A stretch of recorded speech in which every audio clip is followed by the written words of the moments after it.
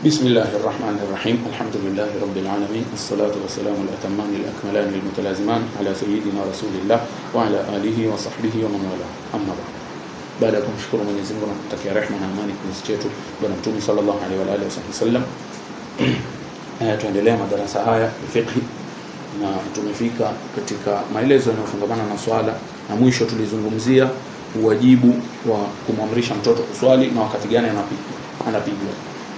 Na tukaeleza masaili muhimu sana. Jamani, sisi tutaulizwa siku ya kiyama. Chochote utakachofanya utaulizwa siku ya kiyama. Ujue step by step, kila lahadha ya maisha yako utaulizwa, hususan ikiwa haki ni ya mtu mwingine. Lau yule mtoto tukampiga kupita mipaka, kuvuka mipaka ya sheria, kuvuka masharti ya sheria, siku ya kiyama utaulizwa na itakuwa umemdhulumu yule mtoto. Utake usitaki.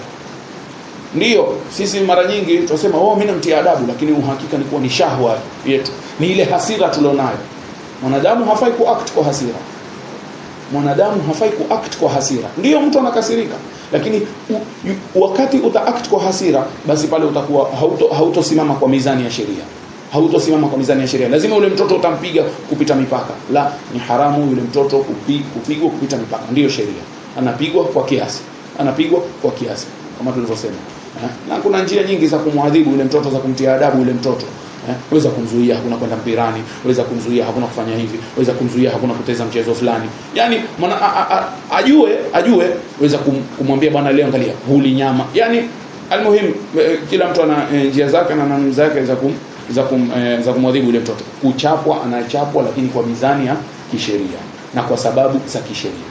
Na masala yanayofuata ni masala ambayo yanahitaji tanabuhi kubwa, yanahitaji kutanabahishwa sana. Ni masala yanamhusu mwanamke ambaye ametahirika, lakini hakika yanahusu mtu yeyote ambaye alikuwa na kizuizi cha swala, lakini sana yanaelezwa kulingana na mwanamke aliyetahirika. Yaani mwanamke alikuwa katika ada yake kisha akatahirika, ni vipi masala yake ya swala? Sasa huyu mwanamke ambaye ametahirika aweza kutahirika wakati wa swala na aweza kutahirika wakati ambao si wa swala. Anaweza kutahirika wakati wa swala na anaweza akatahirika wakati ambao si wa swala. Mfano, anaweza kutahirika kama saa 4 asubuhi. Saa 4 asubuhi ile si wakati wa swala. Marhaba, pale kazi ni rahisi. Tuombe yule mwanamke, yeye ikifika wakati wa dhuhuri lazima aoge kisha ataswali ya dhuhuri. Habari imekwisha. Hapa ni akitahirika kama saa 4 ambao si wakati wa swala. Lakini anaweza kutahirika labda kama saa 7 mchana. Ule ni wakati wa swala ya dhuhuri. Anaweza kutahirika saa 10:30. Ule ni wakati wa alasiri. Anaweza kutahirika mfano saa 12:50. Labda ule ni wakati wa magharibi. Anaweza kutahirika mfano saa 3 usiku. Ule ni wakati wa isha. Na anaweza kutahirika labda kama saa 11 alfajiri. Ule ni wakati wa alfajiri. Kwa hivyo lau akitahirika katika moja ya hizi nyakati za swala, kidogo hukumu ina maelezo na inataka maelezo. Akitahirika adhuhuri au akatahirika magharibi au akatahirika alfajiri, yani ametahirika wakati wa adhuhuri au wakati wa magharibi au wakati wa alfajiri, basi yule mwanamke ataswali ile swala peke yake. Yani akitahirika wakati wa alfajiri tutamwambia haya, oga uswali alfajiri basi. Akitahirika adhuhuri tutamwambia oga uswali adhuhuri basi. Akitahirika magharibi tutamwambia oga uswali magharibi basi. Lakini akitahirika alasiri, yani katika wakati wa alasiri, au akitahirika wakati wa isha, hapa kidogo hukumu inatofautiana. Ni lazima yule mwanamke akitahirika wakati wa alasiri, basi ailipe alasiri na ile adhuhuri pia iliyopita ilipe. Adhuhuri hilo tangulia ya leo lazima pia ilipe. Mfano yametahirika wakati wa alasiri, tutamwambia basi adhuhuri ile tangulia pia ni lazima afanye nini? Ailipe. Ataswali alasiri na adhuhuri. Kwa sababu leo angekuwa katika safari, angekuwa anaruhusiwa kujumuisha, sio? Yani alasiri angeweza kuiswali wakati wa adhuhuri angeweza kuiswali wakati wa alasiri. Kwa hivyo ni sawa, atalipa ile alasiri na atalipa nini? Adhuhuri. Vile akitahirika wakati wa isha, tutamwambia utaswali hiyo isha na pia utalipa ile magharibi. Na ana khiari, hatumwambii lazima anze na magharibi au lazima anze na isha, yeye mwenyewe atachagua. Almuhim, hizi nyakati mbili, wakati wa alasiri na wakati wa isha. Wakati wa isha atalipa pamoja na magharibi, wakati wa alasiri atalipa pamoja na nini, na adhuhuri. Lakini zile nyakati nyingine atalipa ile swala peke yake. Fikiri itakuwa imefahamika. Naam. Kwa hivyo hili ni jambo ambalo madada zetu lazima watanabahishwe. Yani nafikiri wengi wanaghafilika na jambo hili au hawalijui. Ni masala. Hii ndio hukumu ambayo matabiina walipoulizwa walikuwa wakitoa fatwa hivi, wakisema kwa ile swala ya alasiri mtu analipa. Yani mtu akitwahirika wakati ule wa alasiri basi atalipa pamoja na adhuhuri, na akitwahirika wakati wa swala ya isha basi atalipa pamoja na nini, na maghrib. Hili ni jambo ambalo lazima tuje mwanamke afanye. Naam. Kwa hiyo mtu atajiangalia yeye mwenyewe. Naam. Kisha masala mengine bado yanafungamana sana na mwanamke, upande wa sasa hedhi kuja. Hii tumesema ni wakati wa kutwahirika. Mara nyingine yule mwanamke anaweza kupata hedhi na ikawa ni wakati wa swala. Mara nyingine yule mwanamke anaweza kupata hedhi na ikawa ni wakati wa swala. Yani mfano imefika kama saa 7 mchana. 7 mchana hajaswali, anasema mimi nitaswali saa 7 na dakika 10 labda. Sawa, ana kazi kidogo. Lakini kabla ya kuswali, kwa bahati nzuri au mbaya, ada yake ikaanza, yani akatoka na damu ya hedhi. Hukumu yake nini? Hukumu yake mwanamke kama huyu tutamwambia baadaye akitahirika, baadaye akifanya nini, akitahirika, ile swala ya dhuhuri ile siku lazima ailipe. Ile siku ambayo damu ilianza ile kuna adhuhuri, manake yani mfano tukipiga mfano adhuhuri iliingia saa 6 kasorobo. Adhuhuri imeingia saa 6 kasorobo. Kisha yeye akaketi mpaka saa 6 na robo hajaswali.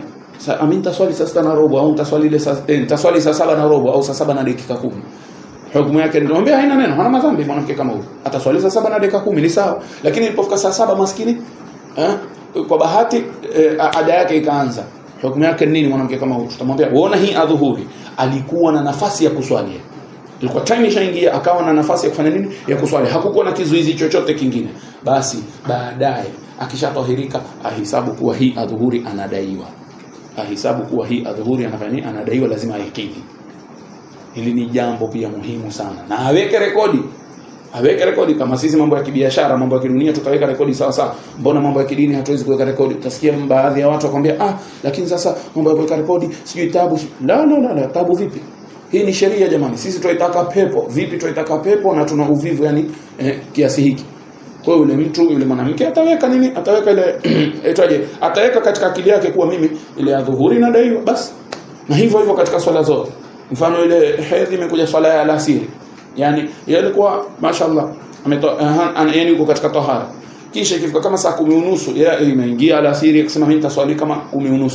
Kifika 10 na robo ada yake ikaanza. Hukumu yake nini? Tumwambia hii alasiri bwana unadaiwa. Baadaye atailipa. Baadaye alasiri kama hii lazima afanye nini? Lazima ailipe. Akishatahirika tumwambia kuna alasiri tayari wafanya nini? Wadaiwa. Wa hakadha. Kwa hiyo haya ni masala pia yule mwanamke lazima azingatie na ahifadhi na ayajue. Hii ni sheria.